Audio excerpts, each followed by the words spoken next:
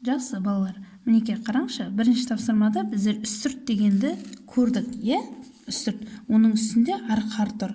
Қараңызшы, біздің мына Маңғыстауымызда осы арқар деген жануарымыз біздің қорығымызда сақталуы керек екен. Өйткені оның саны кеміп бара жатқаннан кейін оны біздер міндетті түрде қорғауымыз керек екен. Енді мына жерде қарасаңыздар, бұл осы Қазақстан бойынша жаңаға қорықта тұрған жануарлар екен.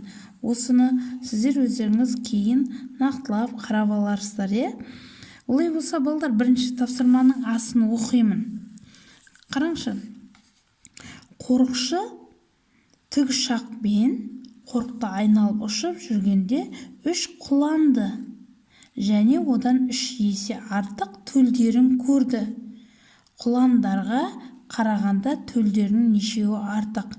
Құлан дегеніміз, балалар, мінеке мына суреттегі. Көрдіңдер ме? Құлан. А мынау төлі. Төлі дегеніміз бұл балдары, Олай болса, есепке қайта ораламыз. 3 құланды және одан 3 есе артық төлдерін көрді. Балалар, естеріңізден шықпаған шығар. Артық және есе артық. Артық болса, бұл есепте қосамыз. А егер есе артық деген сөз көрсек, онда көбейту. Бұл жерде сонда көбейтеді екенбіз, Ажағыны шешуін өздеріңіз орындайсыздар. Жақсы, енді әсін қарайық. Әсінде көлде дейді 18 аққу жүзіп жүр, ал қарақу олардан 3 есе кем.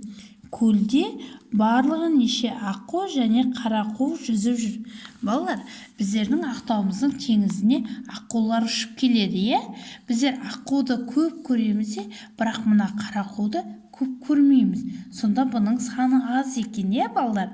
Енді қараңызшы, мына жерде есепті қараңызшы, 18 аққу жүзіп жүр, ал қарақу олардан 3 есе кем.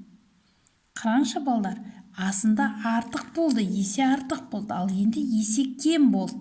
Бұл жерде егер біз кем болса, не істейміз едік? Азайтамыз. Ал есе кем болса, бөлеміз. Жарайды, балалар, менің ажаққа өздеріңіз орындайсыздар, Егер қиын болып жатса, түсінбей жатсаңыздар, менен сұрайтын боларсыздар.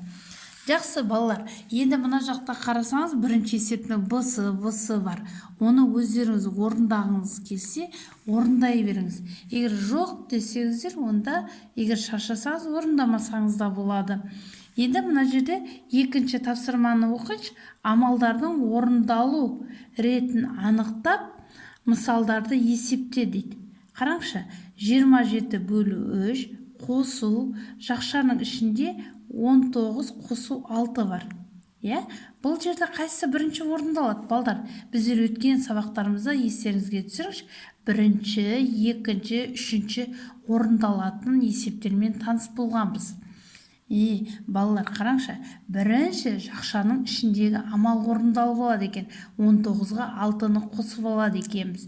Сосын 27-ні 3-ке бөледі екенбіз. 27 бөлу 3-тің мәнісін 19 қосу 6-ның мәнісіне екеуін қосады екенбіз. Бұл жерде де, балдар, қай бағандағы есеп ұнаса, бірінші баған ба, екінші баған ба, үшінші баған ұнай ма, соны өздеріңіз шығарасыз. Ұнаған бір бағандағы есепті шығарасыз. Үшінші тапсырмада салыстыру.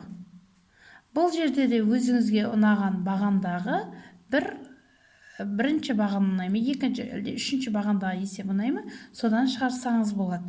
Балалар, мына төртінші тапсырма, бұл да салыстыру екен. Егер өзіңізге қиындық соқпаса, шығарсаңыз болады. Егер қиындық болып жатса, онда орындамасаңыз болады. Бесінші тапсырманы қараңызшы, балдар. Өрнектер құрастырып, олардың мәнін тап дейді. Мына жердегі есептерді құрастырып дейді, мәнін табың дейді. Үйге тапсырма осыны орындай қойыңыздар. Дұрыс ма, балдар? Жақсы, олай болса, келесі сабаққа дайындалыңыздар.